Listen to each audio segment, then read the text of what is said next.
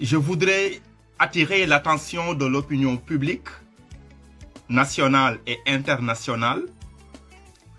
sur une chose très importante. moo tax ma bëggoon ñu def benn jàngat xam ngeen ne xel du dal day daj te am na loo xam ne bëgg naa xel yi daj ko moo di ne dafa am ay démarches yoo xamante ne ñu bari ñu ngi koy def ci at yu mujj yi ngir yàq liggéeyu Ousmane Sonko te xam ngeen ni ma ko faral di waxe nit ki même soo àndul ak moom na ngeen jàkkaarloo bu sell ndax itam politique science la lu jiitu muy nekk pratique lépp dafay tourner autour de la contribution à la gestion des affaires publiques ay mobilisation la ay massification la ay confrontation d'idées la ay débat contradictoire la ay partage d'informations la ay élaboration et proposition de programme la yi nga xamante ne soo amee les leviers nécessaires yi nga war a sukkandiku ngir liggéey muy pouvoir moom ngay dérouler ay stratégie la àndu nawle la bëgg sa réew la bëgg gox bi la waaye suñu demee ba politique nekk saagante ak xasante ak xaawi sutura ak tuumalante ak di tudd ndeyu jàmbur ak baayu jàmbur ak soxna jàmbur ak di xool la gën a bon ci nit nga feeñal ko ak di xool loo xam ne amul nga sosal ko nit ki xeetu politique boobu laa bëggul sama réew moo tax ma sonn dama remarqué ne la plupart des personnes qui se sont positionnées comme des adversaires politiques d'Ousmane Sonko, sans s'en rendre compte, sont devenus de fait son agent marketing. Ils sont en train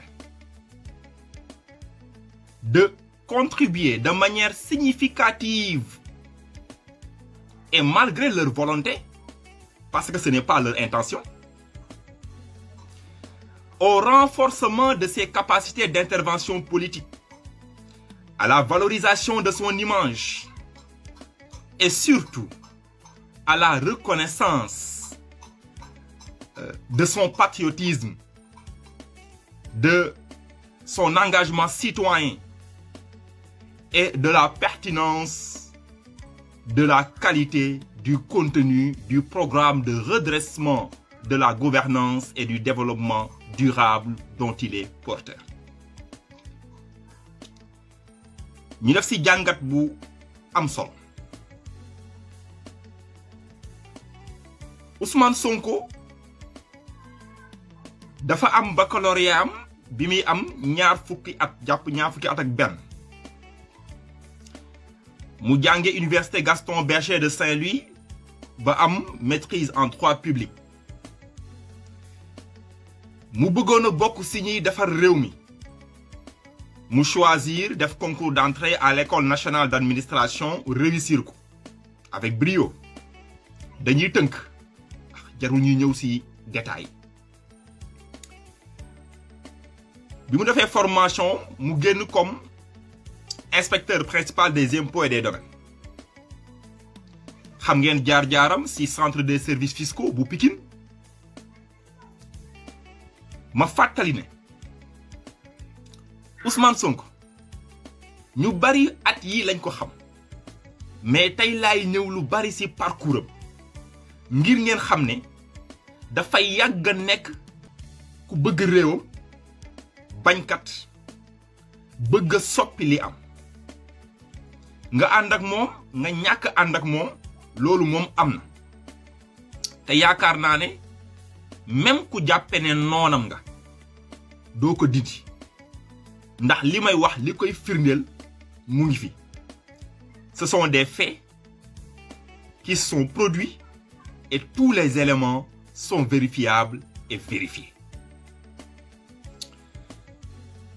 Ousmane Sonko moo njëkk a xalaat wax ne faw ñu samp li ñuy wax syndicat autonome des agents des impôts et domaines amul woon de 1960 ba 2000 ñeent fukki at amul woon Sénégal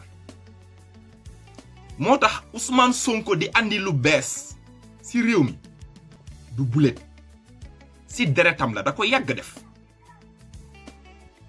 C'est Ousmane Sonko qui a été à la base de la création du syndicat autonome des agents des impôts et domaines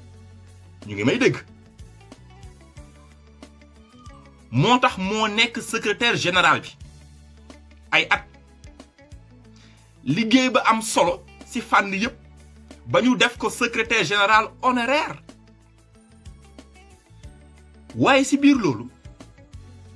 nekkoon na chef de brigade de vérification fiscale en charge du secteur immobilier maanaam cër boobu ku ko am ci biir réew mi soo jubul wala màndu woo wala yéene woo Sénégalais yi wala nga jug ngir dajale alalu askan wi ngir yow doom ak sa njaboot da ngay doon milliardaire ci lu gaaw Ousmane Sonko ne moom day jiital yàlla jiital ngor jiital jub tagguma ko de ministère des finances ñu ngi may déglu ministère de l'économie du plan et de la coopération internationale ministère du budget ya ñu boole ak ya ñu tàqale képp kuy liggéey ci haute finance ci réew mi yaa ngi may dégg ñamew maa wax askan wi lu dul dëgg Ousmane nekkoon na auditeur interne soo demee direction des impôts et domaines dafa am direction du contrôle interne Ousmane Sonko nekkoon fa di liggéey moom la réew mi dénkoon mu jiite xaatim bi ñuy xaatim li ñuy wax charte de déontologie xam nga dafa am éthique am déontologie l'éthique est liée à la morale tandis que la déontologie est relative à la profession su ñu nee ko am éthique mooy nit koo xamante ne su wéetee moom rek balaa muy wax wala muy def wala muy bind dina jiital yàlla ci moom ragal a def loo xam ne su wéetee dana am gàcca conscience dikk mu ne lii de mën naa ko def nëbbatu te kenn du ko xam waaye sama diina mayuma ko sama ngor mayuma ko sama jom mayuma ko te baaxu ci askan bi kooku mooy éthique déontologie mooy li nga xam ne moo ma tënk ci métier bi ma nekk dafa am luñ ci nangu am luñ ci bañ jomm naa ko loolu lañ ne woon na jiite ñu xaatim ko waaye 2014 si lañu sos Pastef xam nga Pastef ñi ko sos dañu wax ne patriotisme mooy bëgg sa réew travail mooy liggéey fraternité mooy am diggante yu rattax ba mel ni ñun ñëpp a bokk ndey ak baay ah bi loolu amee ay nit ñoo wax ne ñoom Bassirou Diomaye Faye ñoom Birame Souleye ñoom El Hadji Malick Moustapha et cetera Djibril ak ñeneen maanaam dañu toog ne gannaaw bi ñu càmbaree réew mi ni muy doxe ci fànn yépp faw mu am anam bu bees bu ñuy defee politique ngir jël nguur gi saafara soxlay askan bi ñu ne ñoom dañoo bëgg réew moo xam ne du am sàcc du am luubal du am jariñoo alalu askan wi du am care buur boo xamante ne rongañu askan wi moo koy siim duñu nangu réew mi ñu jël alalu ñu baari dajale ko ci benn loxo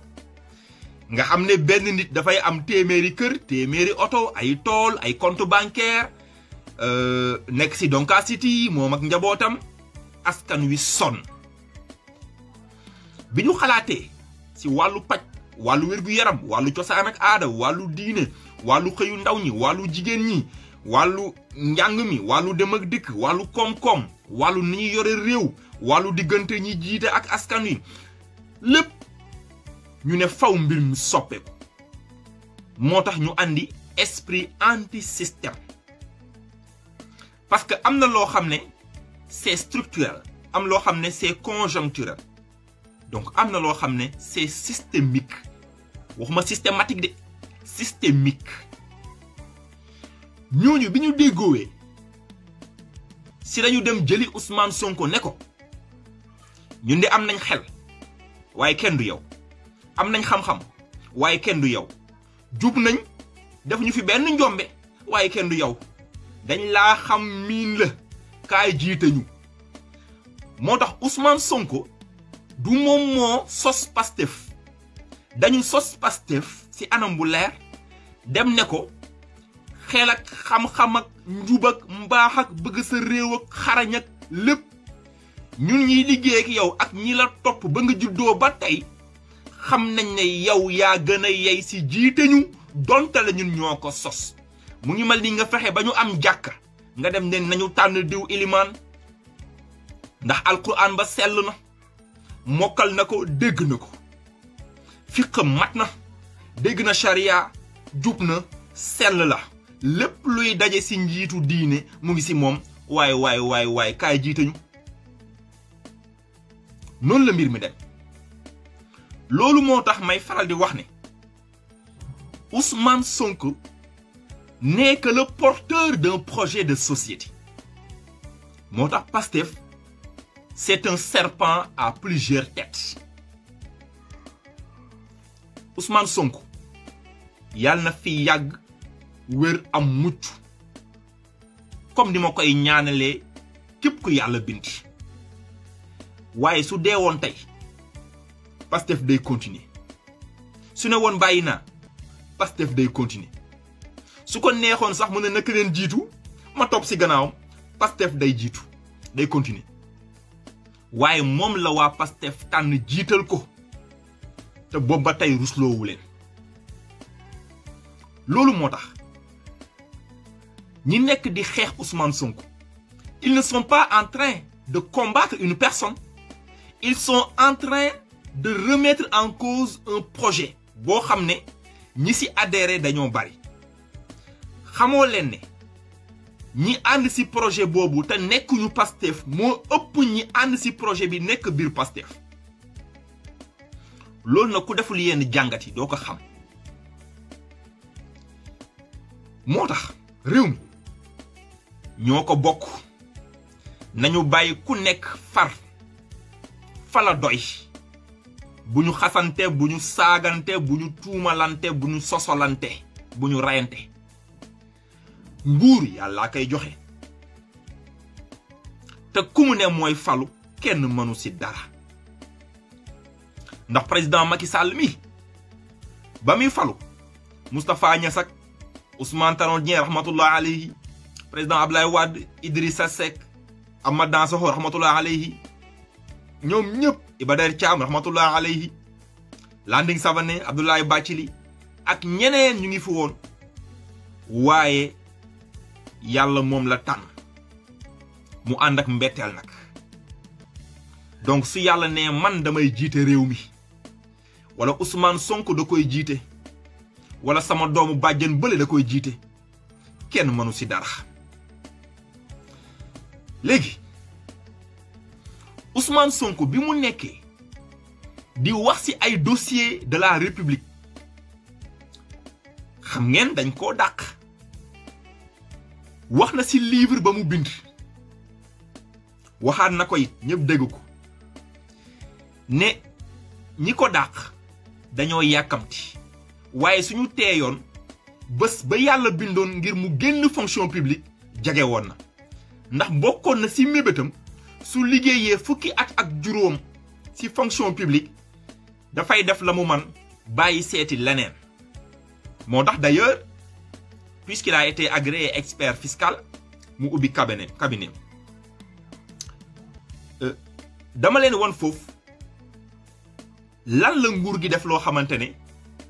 dañu foogoon ne da koy yàqal waaye dañ koo defar xam ngeen dañuy wax ne suñu xamee fa nga jëm doo yegg déedéet man nañ xam fa nga jëm da nga yegg da ngeen naan suñu xamee nang fay demee doo yegg nit ñi xam fa nga jëm bonul li bon mooy ñu xam na nga fay demee ñu waxaat tamit ne yàlla suy defar day mel ni kuy yàq déedéet yàlla su nammee defar dafay seetaan seytaane jay sa noon mu jug di la yàqal yàlla feeñal xarañu defaram ci biir yàq bi moo tax Firawna ba mu naagoo ba ne ana rabbakumul a'la ndax Iblis jay na ko moom Iblis ma ko jay dafa tiit daw keroog la nguuram wàcc te moo ne wax na ko ñeen fukki at